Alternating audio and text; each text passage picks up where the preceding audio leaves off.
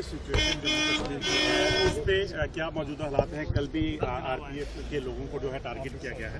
देखिए, security situation बहुत पहले से बेहतर है। ऑपरेशन जो काउंटर टेररिस्ट ऑपरेशंस हैं वो हर रोज कामयाब ऑपरेशंस हो रहे हैं। कहीं कहीं जो आतंकी एलिमेंट हैं वो अपने कार्रवाई भी करते हैं, इसमें कोई शक नहीं है, मगर जो कार्रवाई करते हैं उनकी पहचान की जा रही है और उनको जल्द न्यूट्रलाइज भी किया जा रहा है। कल देखा हमने कि दो अलग अलग ग्रुप्स ने जो है क्लेम किया कि ये जो आरपीएफ पे अटैक हुआ है, अब किस तरह के ये होड़ लग गई है। जैसे मशरूम उगती है बरसात के दिनों में, उस तरह के ये ग्रुप हैं जिनका कोई वजूद जमीन पे नहीं है। ये सब लश्कर के एफिलिएट हैं। बुनियादी तौर पे लश्कर इस तरह की कार्रवाइयां कर रही हैं। पार से इनके हैंडलर जो हैं इस तरह की कार्रवाइयां करने की डायरेक्शन देते हैं। बाकी आपने देख लिया कि एक कार्रवाई को 4-4 लोग दौड़ के उसको क्लेम करने के लिए चले हैं, मगर जो भी क्लेम करने वाले हैं उनको निशानदेही की जा रही है और मुझे उम्मीद है कि जल्द ही उनका सफाया किया जाएगा। अमरनाथ यात्रा शुरू होने वाली है, आप किस तरह से देखते हैं सिक्योरिटी रिव्यू को, क्योंकि लगातार कश्मीर घाटी के अंदर एक खौफ पैदा करने की कोशिश की जा रही है? देखिए, हम लोग पूरी तैयारी यात्रा के लिए कर रहे हैं। जैसा मैंने पहले कहा है कि हालात दिन ब दिन बेहतर हो रहे हैं। ये दुश्मन को, ये आतंकी जो ग्रुप हैं उनको उससे तकलीफ पहुंचती है।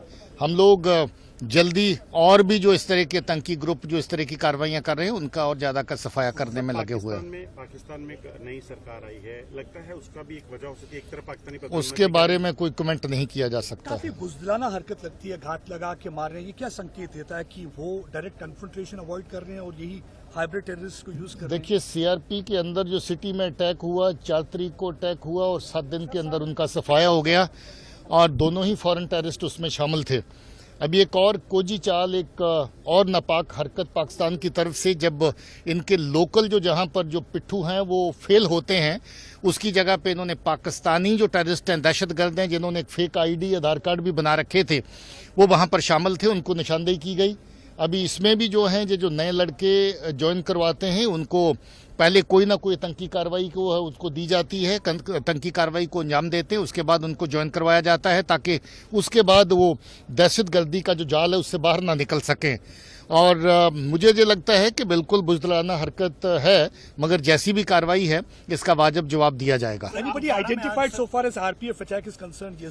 हम लोगों को सॉलिड क्लूज हैं उसके अंदर और मुझे उम्मीद है कि जल्द ही जो लोग इन्वॉल्व हैं they will be brought to justice. Kupwara में आज छोटे वेपन्स की रिकवरी हुई है, क्या सर टारगेटेड किलिंग्स के लिए एम थे जो कंसाइनमेंट थी? देखिए, ये वेपन अभी स्मगलिंग होके जो पार से आ रहे हैं, इसमें एके भी शामिल है और पिस्टल भी शामिल है, ग्रेनेड भी शामिल है।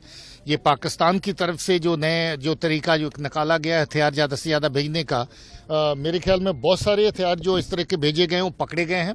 ड्रोन के जरिए से भी हथियार भेज रहे हैं, वो भी बहुत ज़्यादा तादाद में पकड़े गए हैं।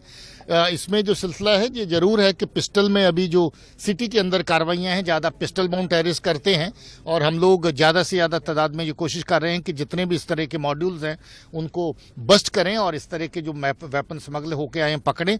काफ़ी बड़ी तादाद में वेपन जो है जम्मू और कश्मीर दोनों खित्तों में पकड़े जाते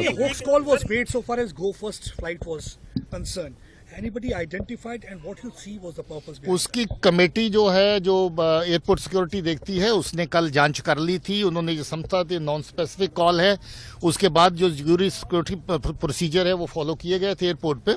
उसके लिए अलग कमेटी वो देख रही है, मगर क्या मकसद क्या मुद्दा हो सकता है वो अभी तफ्तीश किया जा रहा है, मगर कॉल कहाँ से आई वो पहचान हो चुकी है।